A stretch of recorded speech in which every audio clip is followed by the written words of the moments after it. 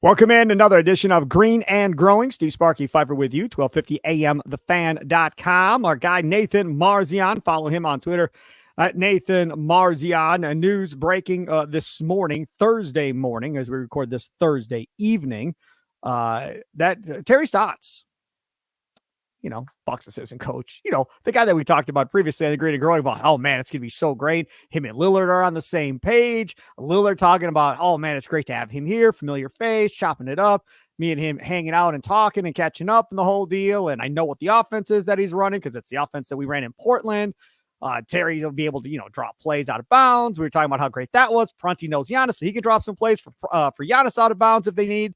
And everything was based around Stotts' offense, and this was going to be just absolutely freaking lovely. In fact, Adrian Griffin, the head coach of this team, when they hired Terry Stotts, said it was a home run hire. That's what he called it, a home run hire. Turns out it was a strikeout. And now we have to talk about Terry Stotts quitting, resigning. I could find nobody of who I texted around the league that knew or thought this was coming. I talked to multiple people who just talked to Stotts a couple of days ago, and he was perfectly fine and happy, and there was no shades of being bad about anything. Nothing at all. It's completely stunned everybody around the league. Then Eric Name and Sham Charania write this piece, and apparently there was a practice. Griffin calls for the coaches to huddle after practice is done. Stotts walks away from where they're huddling to go talk to Giannis and Lillard or whoever. And then Griffin calls from the huddle again. He's like, hey, let me talk to these guys. And then Griffin apparently yells at him and tells him to get over here, whatever, in front of the whole team. And then Stotts resigns yesterday, I'm guessing, after said practice. And that's the end of it. And now news comes out this morning from Woj. I'm going to let Nathan go first, because if I would have recorded this morning prior to the article of Charania and Eric Name, I would have, you wouldn't have believed it if you would have heard it. I really was hot. It ruined my whole day. It legitimately ruined my whole day. I've been mad all day. Then I had to go coach a flag football practice with a bunch of 7-year-olds and 8-year-olds. That put me in a little bit better mood. I had some spaghetti and meatballs for dinner. Thanks to Nathan for letting me have some dinner before we recorded this. So that filled me up a little bit. I feel a little bit better. Some Italian rolls or whatever to go with it. I feel good. I sense like I'm going to blow up again. So instead of doing that, I'm going to let Marzion take control here before I tell you what I think of this whole situation. Go ahead, Nathan. Your thoughts. Yeah, I was obviously upset about it as well. Disappointing, and just when it comes out, you're like, what the heck? The first thing I thought was why? What the heck just happened? Why? This is just, it's not a good thing. It's something you never want to have to go through. It's something, especially this close to the season, absolutely unfortunate. And we were looking forward to having Stotts as our offensive guy, an experienced guy. Everyone liked the hire when they hired him, and then obviously once they get Dame, he's familiar with Dame and everything, so that all seemed like it was going to be smooth. But after this article, because that was the thing, is you're kind of like, okay, let's wait for more information to come out. Was this a personal thing? Was this a health thing? Was this he didn't get along with Griffin? Was this something else? Was it something with Dame? We just didn't know. After this comes out, where it basically talks about Griffin and Stotts kind of having this disagreement, and I'm guessing this wasn't the only time, because I don't think he would step down after just one time of getting, yelled at. But obviously there was some type of dysfunction between the two. And to me, after reading this, it seems like Stotts was not willing to take a secondary role on this coaching staff and let Griffin be the lead guy, as his job title says he should be. And so he was not okay being told what to do from a guy that is obviously a lot more inexperienced than him, but holds the title of head coach and therefore is allowed to tell the other coaches what to do. So to me, that's how I'm taking it right now. Based on the information we have, I think that's really the only way you can take it so far, because there's nothing to indicate that Griffin did a ton wrong here, other than, okay, he told the assistant coach what the plan was that they were going to do. The assistant coach ignored him. He told you, then he tells the assistant coach, no, come over here. And then the assistant coach still ignores him. And then he gets angry at that. to me, it's telling me that Stotts was not okay taking on this type of role. I don't think he was ready to be an assistant.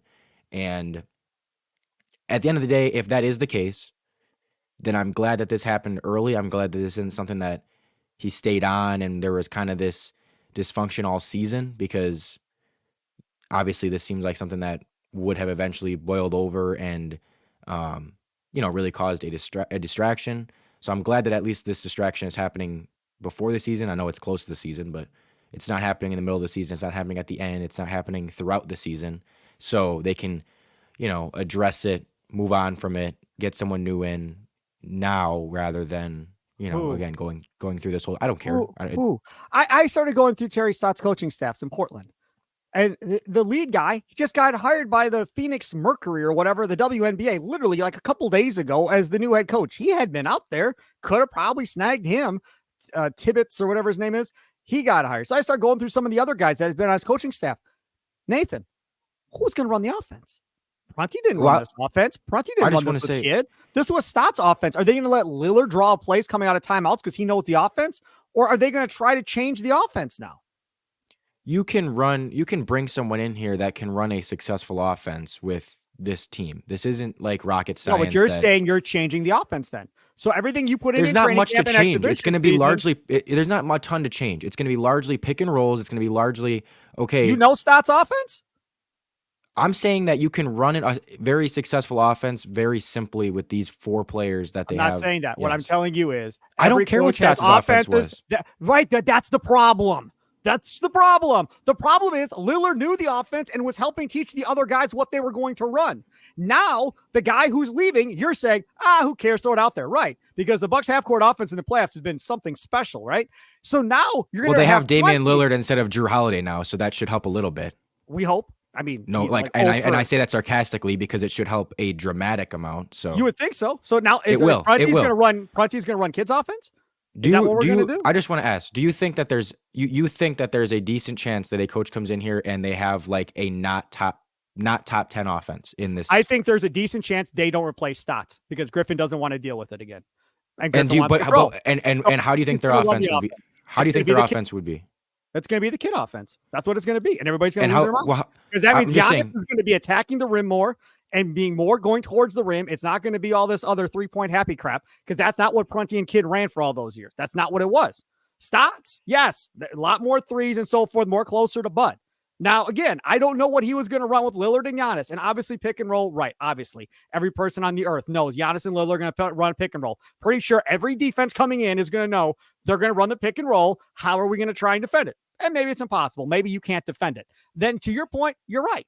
But all I'm saying is to let somebody run the offense to this point and then have that dude walk away with one preseason game left, you have to physically make the decision of, if you're Adrian Griffin, are we going to continue to run what he's been trying to install for the last several weeks, or are we going to scrap it and start over fresh and do something else? He has to make that decision of what that's going to be. And that's a big decision because if you're going to go with what you have, neither him nor Prunty, I don't believe, have ever ran that offense. So now it's going to be, can I find somebody that knows this offense, that's coached it before, that can come in here and help us continue to run this? Or do I say to hell with it, and I'm going to let Joe Prunty run what he wants to run on offense, and then everybody's going to have to relearn again at the beginning of the season?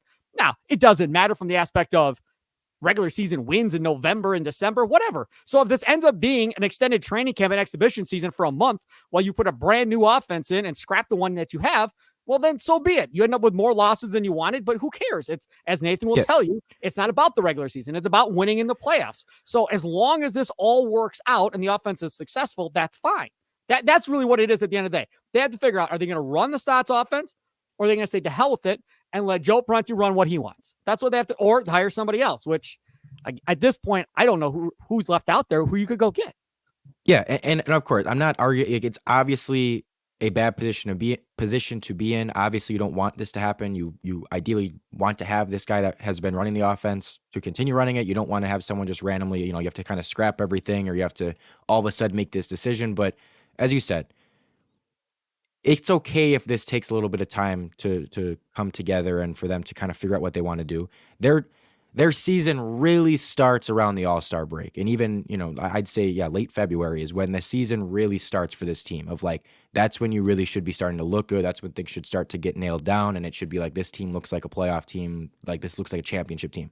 So I don't care if they struggle a little bit for the first month. I don't even expect them to, but if they do, I'm not going to freak out. I just, in my opinion, I don't think there's anything that I'm not worried about like, oh my God, Terry Stotts is the only guy that could have made this offense successful, and not having him is going to make this offense not that good. And I'm not saying that's what you're saying, but there are just people that you put this offense in the whole time, and there's nobody else on that bench that has run it. And now you have to, like I said, make a decision of, are we going to run that or start over with something else? That's all I'm saying. Because the offense that I'm guessing Griffin sold to Giannis was Stotts' offense that they talked about. I'm guessing. That's my guess. But also, I mean, let's. I think that. I mean, I'm trying to think. They've had Dame now for a month, not even a month, a few weeks, 2 weeks, couple weeks. So this isn't like they've been implementing this for months and months, and like it's completely embedded in all their brains, and it's like they have to just kind of all of a sudden, oh my gosh, we just lost our guy. Like they've been together for a couple weeks. Things didn't work out with the coach. Okay, he's going somewhere else, and like it's just, I'd rather this happen now than happen later. And I don't think that this is anything that, I just don't think this is anything that's going to really set them back super far. It could set them back a little bit. I do think it will set them back a little bit. But again, for me, I don't look at this. I don't think we're going to look back and be like, man, if we don't win the title, I don't think we're going to look back and be like, man, if we had Terry Stotts, we would have won. Like, it all depends on what this offense looks like throughout the year. If this offense doesn't live up to expectations, then there's going to be talk about, well, what if Stotts doesn't leave? How much better is this offense? That's going to be a thing. If at the end of the day, we're going, this offense should be scoring way more than it is, and it's not. Like, what the hell is going on? You're going to be questioning it because I think everybody going into the season thinks this offense should be lethal. I do just want to, I mean, I hate that I'm doing this. I hate it. That's okay. No, hold on. I hate that I'm about to use preseason as any indicator of anything, but it's not like the offense looked great in preseason either. No, Lillard is so I'm not going to sit there and be like, it'd be one thing if they looked fantastic in preseason and you were like, holy cow, like they are doing so many different things. And, and then all of a sudden Stotts leaves and they look like crap. Like they look bad to start preseason. So if they look bad to start the season, I don't think that's anything like, oh, it's because Terry Stotts left. I think regardless, they're going to need a little bit of time to gel, but I think also regardless, they're going to make this thing work and they're going to be really, really, really good offensively, no matter who is the offensive coach. I think sometimes we overcomplicate this stuff. When you have this much offensive talent, when it fits together this well, it's not that hard to make it really, really good. It really isn't. 60% of their offense should be the pick and roll, which doesn't take any genius to figure that out. It should be a large portion of their offense. And then, you run some stuff. They ran a little bit of like horn sets and stuff like that. And just, it doesn't take that much to like make this successful. This isn't, if they didn't have Dame, I'd be more concerned because I'd be saying, man, we got rid of Bud because our offense had been struggling with Drew and Chris and Giannis. Correct. And we were struggling down the stretch. And like, we still don't know how we're going to fix that. We don't know how this offense is going to get any better. And the guy we just hired to make it better is now gone. So then I'd be more concerned because I'd be like, I just don't know how, like, we're not sure this offense is going to be any better. We got Damian Lillard. Like, this offense is going to be better. It's not that the acquisition of Damian Lillard to me made the Terry Stotts thing a little bit less important, in my opinion. Now, I still was happy that, like, I still like that, okay, we have Terry Stotts, we have an experienced guy, he knows Dame, all that. But I also was like, okay, this offense is working regardless of who's the coach. Like, I don't care that it's going to work. And I still believe that. I still think like this is going to be a top 5 offense, could be even better, regardless of who is in charge there and regardless of exactly what they're drawing up. I just think that this is going to work, and I'm not going to freak out. All right. Now I got several things that piss me off about this whole thing. Okay. My first thing that pisses me off is these are 2 grown ass men. And Adrian Griffin, who's been an assistant coach for 100 years, who was a player, with Terry Stotts, who's been both, right? And was an assistant coach to George Karl, then got his head coaching start with Bucks, the Hawks, the Trailblazers, had pretty good success with the Trailblazers, didn't win, but got him to the conference finals, 8 of 9 years in the playoffs. He knows what the hell he's doing. What I get mad about is that you two knuckleheads couldn't figure out how to make this damn thing work. Like, this all should have been ironed out before we got to training camp. Whose responsibilities are what? How is this going to run? And move on from there. Brian Windhorst, I don't know if you saw this from Brian Windhorst of ESPN, said this was an arranged marriage, that this wasn't a Griffin hire. This was the organization telling or highly suggesting to Adrian Griffin to hire Terry Stotts. These two didn't know each other. They never worked together. None of that. But the organization was pushing on him that they wanted him to bring in Terry Stotts. Now, is it unusual? No. As we've talked about before, anytime you have a first-year head coach, normally you get a gray hair, right? Now, he doesn't have gray hair necessarily. Prunty does. But a guy that's been a head coach, that's been around the league 100 years, that can help you with the ins and outs of dealing with the media and the ins and outs of, stuff with the locker room and the grind of the season and practices and training camp and all that stuff, and be that other guy there to kind of help you through it. That's what they were hoping Terry Stotts was. But by all accounts, Adrian Griffin didn't handpick him. The organization handpicked him.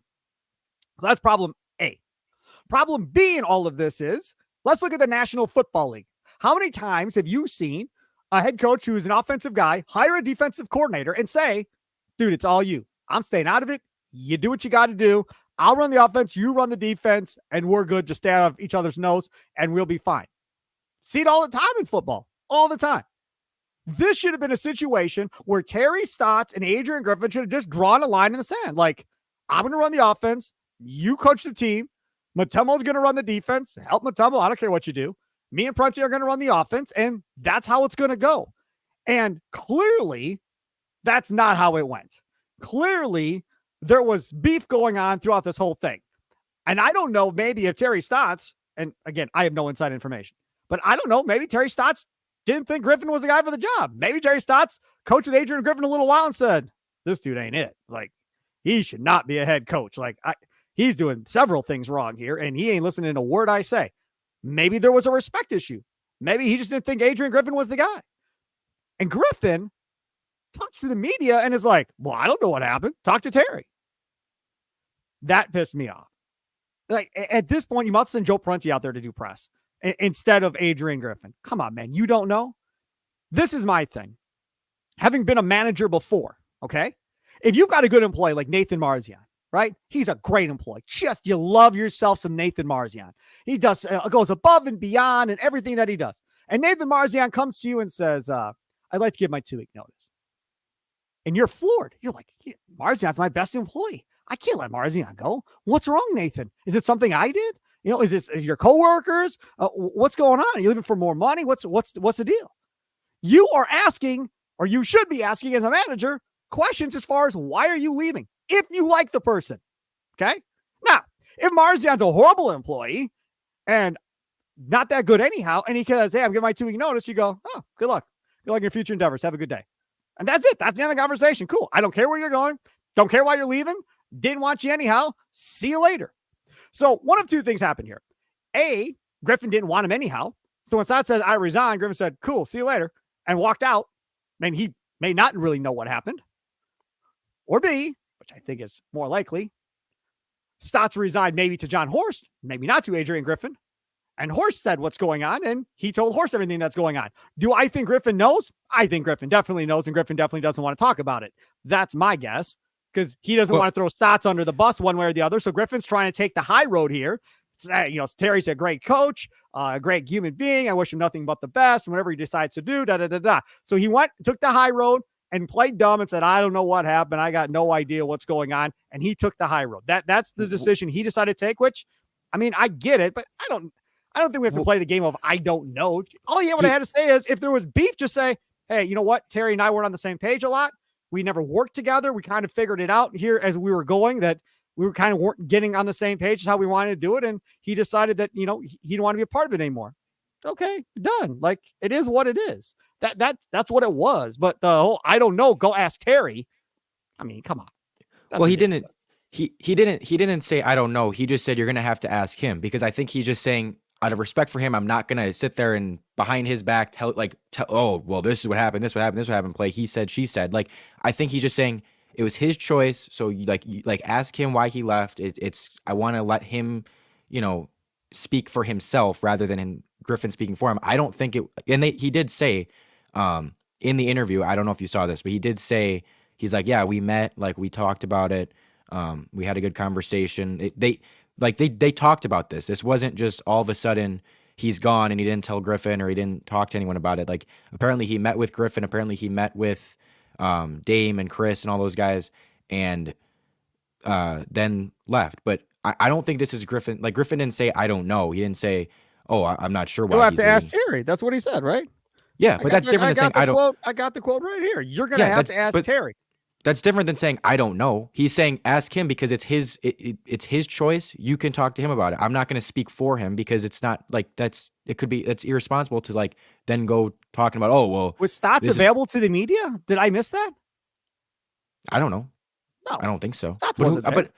But how are they going to ask Terry? If it's his choice, you like I'm not going to speak on someone else's behalf and be like, oh well, he's leaving because of this, and this, and this all happened, and this. It's like no. Like that's not my place to be talking for someone else. Nathan, it's not my decision. Okay, so now they go to Terry. Let's say Eric Dame goes to Terry. Terry goes, hey man, I just me and Adrian Griffin had differences of opinion on how this whole thing was going to run. If you're Adrian Griffin, you're comfortable letting him dictate the conversation versus you, the head coach. Well, clearly he was because he's saying it's not he basically what he was saying is it's not my place to speak for him and it's his decision. Like sure. I'm not gonna speak on why he left because it's not my decision. So who then told Sharania, do you think, about what happened in practice? You think that came from Stotts or do you think that came from the Bucks? I have my guess is it came from the Bucks, right? That's probably the idea here. Let's make sure we get out there what happened with Stotts so we don't look like the bad guys. That's how that played. I mean, come on. You gotta be an idiot to think it came from anybody else other than somebody in the Bucks organization. Well, I don't know who it was, but somebody wanted to make sure Griffin didn't look like the bad guy and Stotts did. So they put it out there to make sure they put that story out there about what happened at practice. So again, you could take the high road and then a member of your organization goes and does what he does anyhow, or she, whoever Sharania was talking to, and puts it out there that way. So either way, Stotts looks like the bad guy. So whether you say it or whether Sharania's sources, which come on. You're telling me it's not in the organization. I don't believe you. It is. It is. Yeah. So, I mean, that's either way, he's going to look like the bad guy. You can either control the narrative or you can let it play out the way it did. You pick which way you want to go. But either way, your organization was going to make sure you didn't look like the bad guy and he did. That's what it was. That's exactly what they did. And nobody has heard from Terry Stotts to this point. Now, will Terry Stotts come back and talk? Doubt it. Not on the record. I doubt it that he talks on the record. I absolutely doubt it. My concern is the arranged marriage. I don't want that. But if it's true that if it's really just Griffin was bad and all this stuff and it was all Griffin's fault, then why wouldn't he talk on the record about it? Why wouldn't he just say, oh well, I just because he wants to get another job. He wants to get another job in the league. He's not going to say anything. What's wrong with saying I just disagreed with what he was doing and I wanted a different job? Well, he's not going to take a job right now, right away. I bet you he'll sit out another year now. Is my guess. But I mean, yes, I'm just saying. He could say that they disagreed on. They create creative differences or whatever. I don't know. However you want to phrase it. Sure. He could say that if they came to him and asked him. But now what's going to happen is because whoever leaked it, now it's going to be Terry. Why didn't you go back to the huddle when AG told you to come back to the huddle? So now it's no longer going to be, why did you leave? Now it's going to be, so why were you defying your head coach and not coming back to the huddle? See how that's fun based on them leaking that story? Do you think the most, based on what you know, do you think the most plausible explanation is that Terry Stotts didn't quite feel like he didn't want to be the he didn't want to be underneath Adrian Griffin. He wanted to be kind of on that same level, and he wasn't. And I'm not saying that he has no basis for that. I mean, he has obviously a lot more experience and all that. So I think there is a very decent chance that Terry Stotts, who had not been an assistant coach for a long time and had been a head coach and had been a head coach many years, is like, no, like I'm going to get basically just as much say as you because I'm more experienced. And the head coach is like, no, I'm the head coach. Do you think that that's a pretty good, the most plausible explanation for this? Yeah, absolutely. I think there is. It's obviously that's what happened based on that story. That Stotts didn't respect him and ignored him. But that's what I'm saying. So then what's we know that because the story got leaked out. You wouldn't have known that had they not leaked the story to Sharania. We'd be sitting here having no idea. So then why is this on Griffin then? Isn't this a good thing that Griffin would not let his assistant coach walk over him? I'd be worried if he did, because it's like if you let your assistant coach I walk didn't over say it you, was on imagine. Griffin. When did I say it I was on just feel like Griffin? this whole thing's been negative towards Griffin. This whole thing is negative towards the organization in general. Again, arranged marriages never hardly ever work. They just don't. It's just like when a GM comes in and is told by the owner, you have to keep the head coach for a year. Very rarely does that work. The Brewers are the rare exception where David Stearns gets that job and Mark tells him you have to keep Counsell as manager for a year. Figure it out. If you don't like him, then get rid of him. Lovie Smith, they bring a new general manager in for the Bears. They force him to keep Lovie for a year. That was not going to work out. There was no chance that was going to work out. It happens all the time. So you arrange this marriage, the organization, not Griffin, and in comes Stotts. Now, again, I think there's a lot of people at fault here. Stotts is definitely at fault in all of this for certain, right? You can't disrespect the head coach in front of the entire team. Like, that cannot be a thing. So clearly he's in the wrong.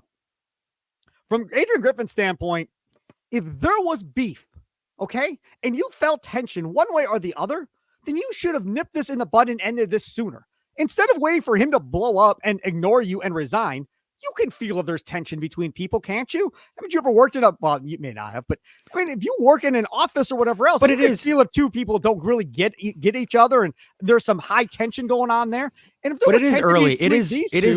It is early, and there's reason at that point to think, okay, yes, there's tension. We're obviously not gelling right away, but this could still work out. It's October. This isn't like, I know what you're saying, but I also think you could look at the other side and say, well, I mean, I don't think he was ready to just like call it quits. Obviously Terry Stotts was, but I'm not like, it's fair to just be like, hey, I'm going to give this thing a chance. We're not seeing eye to eye right away, but like this, we could get this figured out down the road. Sure. Yeah. I mean, I guess that could be what he was thinking, but clearly this was a disaster. And it's unfortunate because I thought this offense and this team with this coaching staff, again, Stotts has been a successful head coach for so long. Prunty was an interim head coach. Okay. Montembo's never been a head coach in the NBA. He was in the G League, I think, but never in the NBA. You are missing so much by not having that dude there. And if they replace him, are they going to replace him with somebody like him and with that type of experience level and so forth? Maybe you're going to get Scott Skiles to come back. Is that going to be the next call? Because Skiles doesn't have a job. I mean, you're going to go get Scott Skiles and have him come back and be your lead assistant and Skiles be the assistant coach and have him run the offense. I don't know. The whole thing pisses me off to no end because, again, you were set up for a tremendous amount of success and you'll probably still have it, like Nathan said, because you have Damian Lillard and Giannis and Chris Middleton. So you're still going to have some success, but this whole thing is just a complete distraction. And if you're Lillard, you got to be sitting there going, dude, come on, man. He just got done praising the organization a couple of days ago saying, like, everybody does their job. Like, you don't got to tell anybody to do their job. Everybody's just doing what they're supposed to be doing. It's business-like atmosphere. Everybody's doing their thing. Like, it's great and everything else. And then dysfunction. Whammo. Right there. There's dysfunction. My one other beef about today. Wait, really quick. You mentioned Lillard. I just want to say, and you can believe this or not, Lillard today said it didn't come with a lot of drama. It was just abrupt. I don't think it'll be much of a distraction at all. Yeah, I saw the quote. Yeah, that's fine. But Lillard's not going to tell the media, boy, what kind of dysfunctional crap do we got going on here? And he could have, I'm just saying, he could have been like, yeah, like that's really disappointing and blah, blah, blah. Like, he just was like, I mean, it's okay. He said, he's like, this stuff happens in the league. Like, you move forward and whatever. I've never seen it. And Middleton said the same thing. Middleton's like, I've never seen an assistant coach quit like this right before the start of the season. Can you come up with another situation where you've ever seen it? I can't. I don't follow assistant coaches like this. While I've watched a lot of dysfunctional Bucks coaching staffs over the years for a long time. I've never seen a coach walk out before the start of a season ever. Can we just but my ultimate take on this is, yes, it's unfortunate. Yes, it sucks. Yes, nobody wanted this to happen. But if this was what was going on, it's probably best that this happened, right? Right. If you don't think it was going to be resolved and couldn't work itself out, then yes, absolutely. Yeah. You have to. But see, again, this is going back to Griffin. He obviously, listening to you, thought that this thing could be resolved. But if you didn't think this thing could be resolved, then you have to start writing a list of guys that are available of, here's plan B if I can't figure this out and who I want to go get. He might have a list of plan B. He might be on the phone getting somebody right now for all I know. I don't know. But as soon as there's tension, you got to write down a list of guys of, okay, if he quits or I can't deal with him and I got to get rid of him, who's going to be that guy that's going to come in here and help run this offense. To me, my last thing that I'm going to complain about this. We were going to talk about John Hollinger and his East, and I don't even care about it. So we'll get to that maybe on Tuesday or whatever, or Monday night when we record. Where was Giannis? I mean, you're the leader of the damn team, man. Where were What you? is he supposed to do? And I asked, I tweeted at John to Jim Lazarski. I was like, did Giannis not talk? And he's like, no, Giannis wasn't made available to the media today. Yeah, but you're the face of the team. So what is Giannis supposed to? When stuff goes sideways, the face of the team should be out there talking. If stuff goes sideways with the Lakers, LeBron's going to be out there talking about what happened with the Lakers. If stuff goes sideways in Miami, Jimmy Butler's talking to the media. Like, that's just, again, it's not end of the world stuff. I'm just saying, like, you're the face of the team more than Middleton or whoever. Lillard, I give Lillard props for being out there because he could have just said, dude, I want to talk about this. That's my former coach. That's my guy. Now he's gone. Like, let somebody else go out there and talk. He could have just passed it off and said, let somebody else talk. I give Lillard credit. Going out there, standing up, talking. Good for him. Giannis, come on, man. If anything, Lillard should be the one talking because he actually knows the guy. He's worked with him before. Whereas, like, what is Giannis going to say? Giannis has barely worked with Griffin and barely worked with Stotts. What is he going to say that's like, well, oh my God, hired because of Giannis? Is that not just like, the understanding of everybody? That was Giannis's guy? Yeah, but what would you expect Giannis to go up there and say? What is he going to say? That's Nathan. I don't care what he says. He could have just said, yeah, man, it's a tough situation. We'll get through it. We'll be fine. Like, whatever. I don't care. Say something. All I'm saying is, if you're the face of the organization and there's strife, then the face of the organization should be the one out there talking to the media. That's all. I don't care what he says. I'm not saying I expect him to say A, B, or C. Don't care what he says. Could be 2 sentences, but he should be the one addressing the media because you're the face of the organization and have been the face of the organization for the last decade. Like, this is when you have to come up there and talk. And again, I give credit to Lillard, Middleton. Good job. Middleton's never ran for the media ever. So I'm good with that. And not saying Giannis is running, but that should have been an organizational thing. Like, Giannis, dude, you got to talk. Like, you're going to have to talk. You got to give your quotes on this one. That's just, you don't have to talk long. You talk for 3-4 minutes. I don't care, but you got to give a couple quotes on what's going on here. And he didn't. And whatever. I mean, they're going to ask him at some point, I'm sure, the next time he talks. They have another game coming up tomorrow night. Do you think, before we go, do you think they replace Terry Stotts with the coach, or do you think they ride with what they have? I'm going to say they replace him. I'm going to say they don't do anything. And they just go with who they have and what they have. My big question, though, still is, and I didn't see the quotes, because for whatever reason with The Athletic, I think it's my phone. I don't know. But the Athletic app says Eric named Sharania. I click on it, and it's the original Eric name story with that guy Quick.